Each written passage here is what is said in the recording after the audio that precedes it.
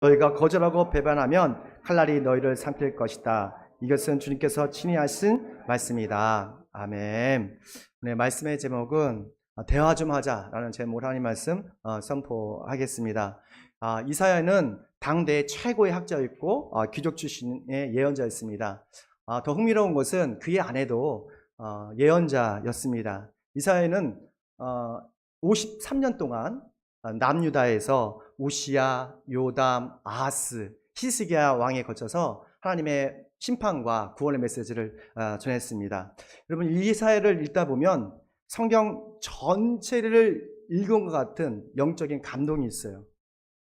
이사야서가 66장으로 구성되어 있는데 구약이 39권, 신약이 27권 해서 성경이 66권인 것처럼 이사야서도 66장으로 되어 있는데 1장부터 39장은 이스라엘 백성들에 대한 죄에 대해서 하나님께서 매섭게 심판의 메시지를 전하십니다. 그리고 주님의 날이 오면, 즉 예수님께서 다시 오시면 이 모든 것을 회복하실 거라는 약속을 해주세요.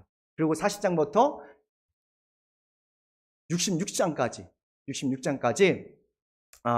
예수님께서 오셔서 하나님의 구원과 회복에 대한 말씀을 선포하는 것을 보게 됩니다. 하나님께서 이사야 예언자를 통해서 그 당시 살았던 백성들에게 하신 말씀이 있어요. 딱 네 자로. 배은망덕. 너희들은 너무 배은망덕한 존재다 라고 말하고 있습니다.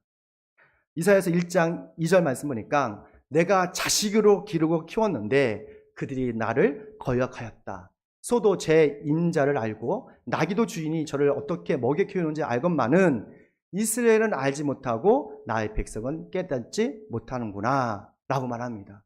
그러니까 하나님께서는 자신의 백성들, 이스라엘 백성들을 또한 우리를 자식처럼 기르시고 인도하시고 보호해 주셨지만 백성들은 하나님께 감사하지를 않는다는 거예요. 우리 속담에 개와 돼지도 주인을 알아보는데 하나님의 백성들이 주님의 은혜도 모르고 돈과 쾌락의 신, 바알신에 더 몰입해서 어떻게 보면 환장을 해서 더 좋아하는 것을 보게 됩니다. 이것이 바로 하나님을 모욕하는 것이죠. 그래서 전능하신 하나님은 백성들이 그렇게 신뢰했던 그 북쪽에 있는 아스리아와 남쪽에 있는 이집트 제국을 통해서 이스라엘 땅을 초토화시킨다고 말씀하셨어요. 그렇게 예언하셨어요. 그렇다면 주님의 재앙이 임하기 전에 하나님께서 이사야 예언자를 통해서 우리에게 어떤 피할 수 있는 어떤 영적인 메시지 주실까? 우리 함께 말씀을 보겠습니다. 함께 있습니다. 시작. 그렇죠. 예배를 회복하라는 거예요. 주님께서 우리를 부르셔서 하고 싶은 이야기가 첫 번째가 뭐라고요? 예배를 회복하라는 거예요. 우리 11절 말씀 우리 함께 읽어보겠습니다. 시작. 주님께서 말씀하신다. 무엇하러 나에게 이 많은 재물을 바치느냐? 난 이제 수양의 번제물과 살찐 짐승의 기름기가 지겹고 난 이제 수송아지와 어린 양의 피도 싫다. 아멘. 하나님께서 우리에게 주신, 사람에게 주신 가장 최고의 선물이 예배입니다. 왜냐하면 우리는 예배를 통해서 하나님과 우리의 깨진 관계를 회복할 수가 있어요. 그리고 우리의 실수, 잘못, 죄악들을 이 예배를 통해서 다 용서받을 수 있기 때문이에요. 근데 오늘 말씀 보니까 하나님께서 예배가 싫다는 거예요. 너희들이 드리는 그 예배 받지 않겠다는 거예요. 예물, 재물 받지 않겠다는 거예요. 혐오스럽다는 거예요. 왜냐하면 예배가 변질되었기 때문에 그래요. 하나님은 예배를 싫어하는 것이 아니라 사실 변질된 예배를 싫어하시는 거예요. 하나님께 예배드리기 위해서는 구약시대에는 항상 소와 염소와 양과 비둘기를 제물 바쳐야 했습니다. 여러분, 양 한 마리 잡아보셨어요? 소 한 마리 잡아보셨습니까? 이게 쉬운 일이 아닙니다. 많은 비용이 들고 정성이 필요한 거예요. 처음에 백성들은 정말 회개하는 마음으로 주님께 예물을 드렸어요. 감사한 마음으로 드렸어요. 근데 차츰 기복적으로 주님께 예물을 드리기 시작합니다. 기복주의의 문제는 하나님께 예물만 드리면, 재물만 드리면 일상에서는 내 마음껏 욕망대로 탐욕적으로 살다고 된다는 그 심각한 문제가 있어요. 우리는 그리스도인으로서 세상에 빛과 소금이라 말씀하시잖아요. 근데 전혀 다르게, 아니 세상 사람들보다 더 악하게 살아가는 것을 보게 돼요. 기복적인 신앙을 가지고 있기 때문에요. 하나님께 몇 푼 넣어주면, 재물 주면 끝이야. 나 할 일 하는 거 다 끝이야. 이스라엘 백성들은 하나님을 돈과 쾌락의 신 바알처럼 생각했던 거예요. 그렇게 섬기면 되겠지라고 생각했어요. 심지어는요, 남유다의 왕 아하스 왕도 자신의 안녕과 복을 위해서 해서는 안 될 일을 합니다. 자신의 사랑하는 자녀까지도 불에 태워 바치는 것을 보게 돼요.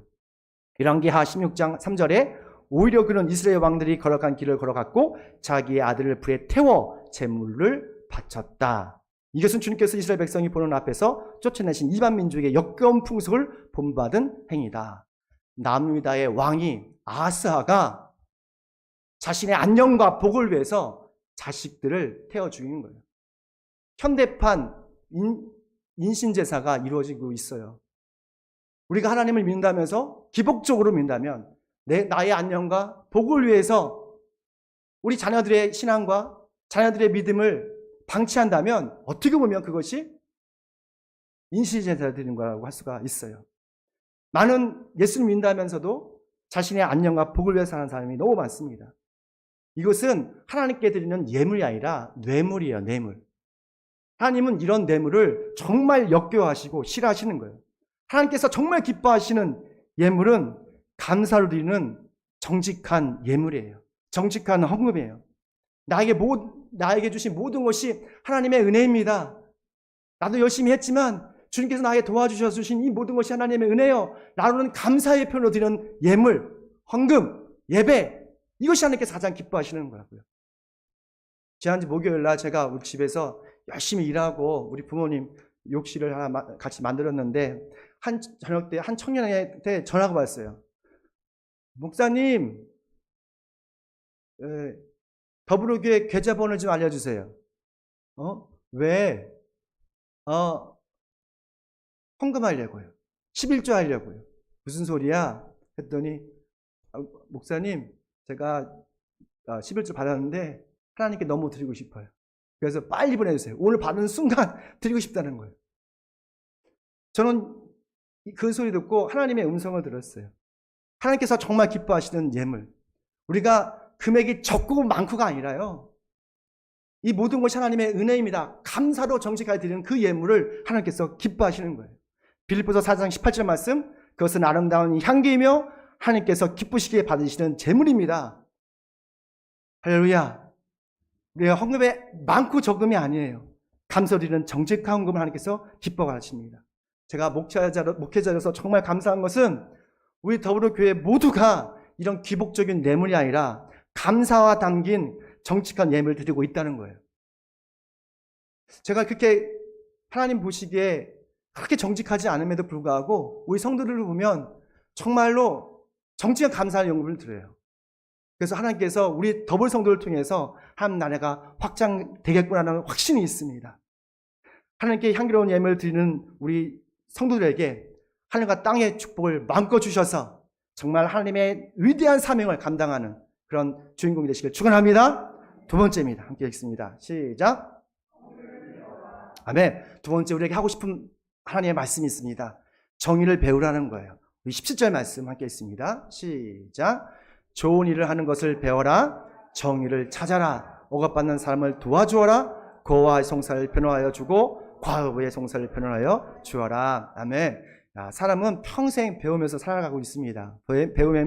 배움에는 새로운 것을 배워야 한다는 어떤 스트레스도 있고 통증도 있지만 그것을 해냈을 때 아주 기쁨이 있고 행복이 있는 것을 보게 돼요. 우리 학생들에게 물어보면 제가 정말 공부를 안 한 그날이 저의 행복이라고 하는데 죄송한 말이지만 평생 배워야 합니다. 뭐든 배워야 돼요.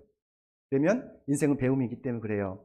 우리 교회 한 청년이 7년 동안 텔레마케터를 했는데요. 그 청년이 이번에 중장비를 배운대요. 우리 그 청년도 교회에 다시 올 것 같은데요. 청주에 사는데 근데 새로운 일이거든요. 그 새로운 일을 하면서 너무너무도 어렵지만 행복해 돼요. 왜냐면 그 배우고 싶은 것을 배우니까 정말 배우고 싶은 걸 배울 때에 힘들지만 재미가 있거든요. 성취감이 있거든요.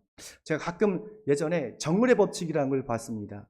그 진행자가 김병만이라는 분인데 그분은 원래 직업이 코미디언이에요.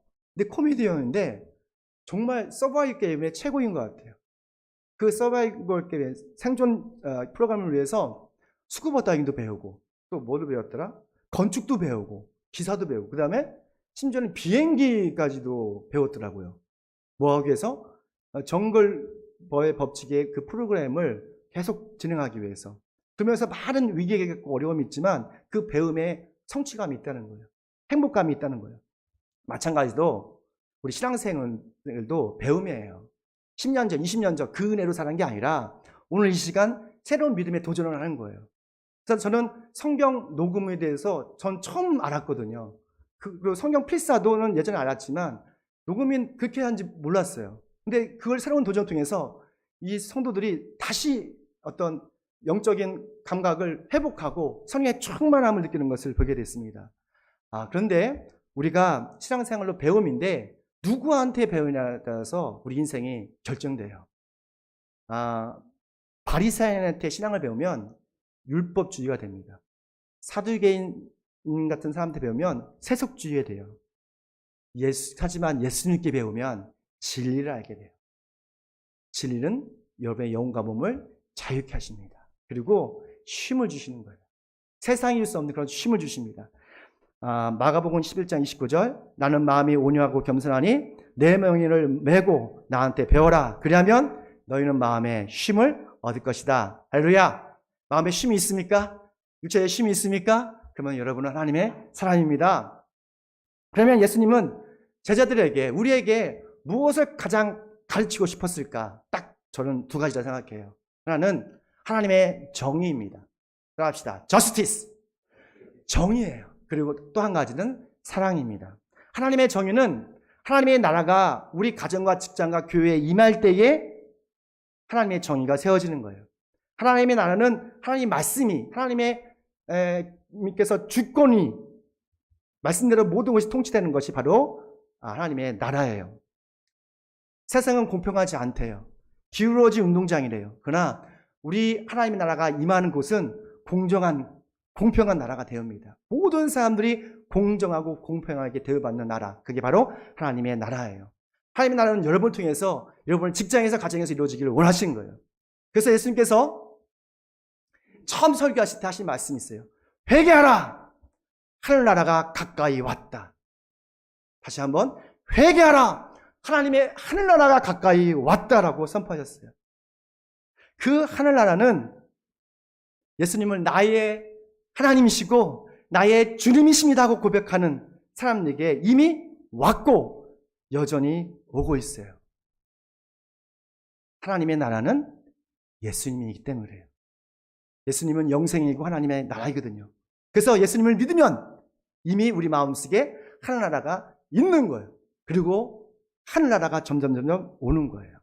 요한복음 10장 28절 난 그들에게 영생을 준다. 예수를 믿는 사람들에게 그들은 영원토록 멸망하지 아니할 것이다. 나는 부활의 생명이다. 나를 믿는 사람은 죽어도 살아고 살아서 믿지 않는 사람은 영원 죽지 아니할 것이다. 네가 이것을 믿느냐? 아멘. 저는 믿습니다. 그래서 예수님을 믿는 사람에겐 하늘나라로 가는 것이 아니라 하늘나라가 우리에게로 미래에서 오는 거예요. 왜냐하면 예수님이 곧 오시겠다고 약속했기 때문에 그래요. 요한계시록 22장 20절 말씀. 이 모든 계시를 증언하시는 분이 이렇게 말씀하셨습니다. 그렇다. 내가 곧 가겠다. 아멘. 주 예수여 오시옵소서. 마라나타. 주 예수여 오시옵소서. 여러분 예수님 믿으시죠? 여러분의 하늘나라가 있습니까? 그리고 또 우리는 하늘나라가 가는 것이 아니라 하늘나라가 오는 거예요. 이 믿음을 하시다면 위드 코로나와 함께도 살아갈 수가 있는 거예요. 그래서 영생이신 예수님을 배운 사람은 날마다 하나님 나라를 살아가는 특권을 받는 겁니다. 날마다 천국 같은 나라를 살 수 있는 거예요. 여러분 천국 같은 나라를 사십니까? 그렇지 않을 때가 많잖아요. 그렇다면 여러분 회개하셔야 돼요. 우리의 생각도 우리 라이프 스타일을 다 바꾸셔야 돼요. 그러면 천국을 경험하게 될 것입니다. 또 하나님께서는 하나님의 사랑을 배우라 해요. 뭘 배우라고요? 사랑. 하나님의 사랑. 이기적인 사랑이 아니라 하나님의 영원한 사랑. 마태복음 22장에 보면 아주 성경에 능통한 율법학자가 예수님께 성경 지식을 실험하기 위해서 아주 전곡을 찌르는 질문을 합니다. 예수님, 성경에서 가장 중요한 계명이 무엇입니까? 라고 물어요. 여러분에게 이런 질문이 오면 어떻게 하시겠어요? 성경에서 가장 핵심되는 키워드가 무엇입니까? 라고 하자 예수님께서는 주저함이 없어요. 마태복음 22장 37절, 네 마음을 다하고 목숨을 다하고 뜻을 다하여 주 너희 하나님을 사랑하라 라고 말해요.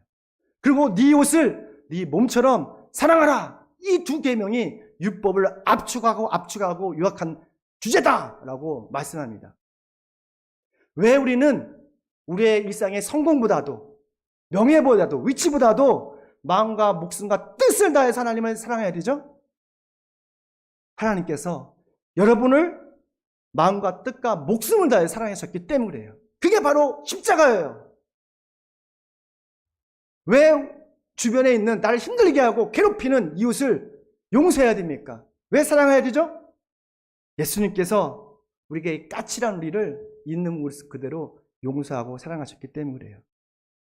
그래서 사랑하는 거예요. 하고 싶지 않지만. 인간적인 사랑이 아니라 예수님의 사랑으로, 하나님의 사랑으로 용서하고 사랑해 주는 거예요. 이웃사랑의 최고봉은 복음전도입니다.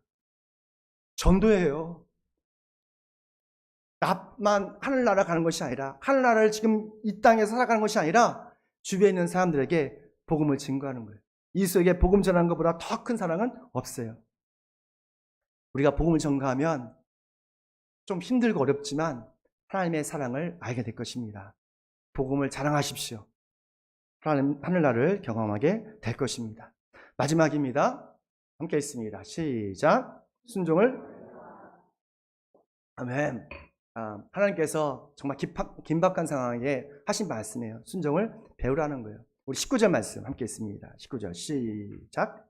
너희가 기꺼이 하려는 마음으로 순종하면 땅에서 나는 가장 좋은 소산을 먹을 것이다. 아멘. 믿음의 완성은 순종입니다. 내가 예수님을 믿는다면서 순종하지 않으면 그는 가짜예요.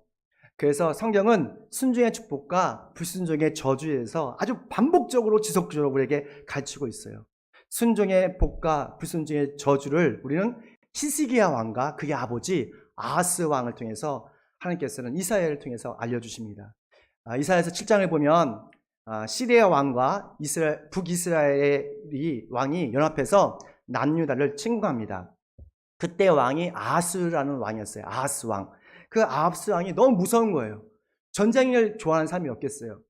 전쟁이 일어나면 내 목숨이 왔다 갔다 하는 건데, 그래서 너무 무섭고 떨렸어요. 그때 하나님께서 아하스의 마음을 아시고 이사야 예언자를 보내서 내가 너를 지켜줄 거야, 보호해 줄 거야, 절대로 북이스라엘과 시리아가 합쳐도 연합군이 와도 너를 이기지 못할 거야 라고 말했습니다. 그리고 너가 무슨 말을, 무슨 약속의 징표를 약속의 징표를 달라고 하든 내가 다 보여줄 거야 라고 말해요. 그런데 놀랍게도 아하스는 하나님을 알아요. 하나님의 인식은 있지만 하나님 약속을 믿지 않아요. 하나님 약속을 순종하지 않습니다. 이사야서 7장 12절 말씀에 아하스가 대답했다. 아닙니다. 저는 징조를 구하지도 않고 주님을 시험하지도 않을 거예요 라는 답변을 했어요. 어떻게 보면, 인간적으로 보면 아하스가 겸손한 것처럼 보여요. 겸손한 게 아니에요. 믿음이 없는 거예요. 하나님의 말씀을 순종하지 않는 거예요. 하나님을 어떻게 보면 우습게 여기고 모욕하는 거예요. 하나님에 대한 인식은 있지만 믿음이 없으니까 하나님의 약속을 순종할 수가 없는 거예요. 전능하신 하나님을 믿는다면 히스기야 왕처럼 하나님께 징조를 구하는 사람들이에요. 이사야서 38장에 보면 히스기야 왕도 나오는데 갑자기 병에 걸렸어요. 갑자기 시름시름 죽어가는데 주님께서 이사야 예언자를 보내십니다. 여러분, 히스기야는 그래도 믿음이 있었잖아요. 근데 독한 말을 하세요. 무슨 말씀이냐면 히스기야를 보지 마라. 너 죽는다. 너 진짜 죽을 거야. 모든 걸 다 정리해. 아니, 이 말을 들었을 때 히스기야 왕의 기분은 어땠을까요? 지금도 아파가지고 시름시름 앓고 있는데 예언자라는 사람이 와가지고 당신, 주님께서 말씀하신 당신 곧 죽습니다. 일주일 안에 죽습니다. 모든 걸 잘 정리하십시오. 너무 서러웠어요. 그리고 콸콸콸 웁니다. 그리고 하나님께 기도하기 시작했어요. 주님, 제가 주님 앞에서 진실하게 살아온 것과 온전한 마음으로 순종한 것, 주님께서 보시기에 선한 일을 한 것을 기억하여 주십시오. 이렇게 하고 한동안 콸콸콸 웁니다.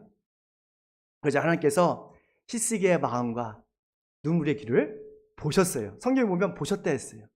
그러니까 하나님께서 우리의 상황을 어떻게 계신 거예요? 보고 계신 거예요. 알고 계신 거예요. 그리고 그 눈물의 길을 들으시고 생명을 15년 연장시켜 주시고 약속의 증표를 뭘 주셨습니까? 해시계가 10도 뒤로 가는 거였어요. 시간의 역행을 경험하게 됐어요. 어떻게 시계가 뒤로 갑니까? 이걸 계산해봤더니 한 40분이 뒤로 간 거예요. 어떤 이런 놀라운 기적이 있었어요? 히스기야 왕이 주님의 말씀을 믿고 순종했기 때문에, 순종하고 기도했기 때문에 이런 하나님의 기적을 경험했던 거예요. 이사야서 55장 6절 말씀, 너희는 만났을 때에 주님을 찾으라. 너희는 가까이 계실 때 주님을 불러라. 악한 자는 그 길을 버리고 불의한 자는 그 생각을 버리고 주님께 돌아오너라. 주님께서 그에게 긍휼을 베푸실 것이다. 할렐루야. 주님께 돌아오면, 말씀의 순종에서 돌아오면 주님께서 여러분에게 긍휼을 베풀 걸 믿습니다. 히스기야 왕은 하나님의 약속에 순종해서 기도함으로 놀라운 기적을 경험하게 되었습니다. 또한 우리도 믿음으로 하나님의 약속에 순종해 보십시오. 그러면 하나님의 놀라운 기적을 경험하게 될 것입니다. 그런 한 주간 되시길 축원합니다. 기도하겠습니다. 우리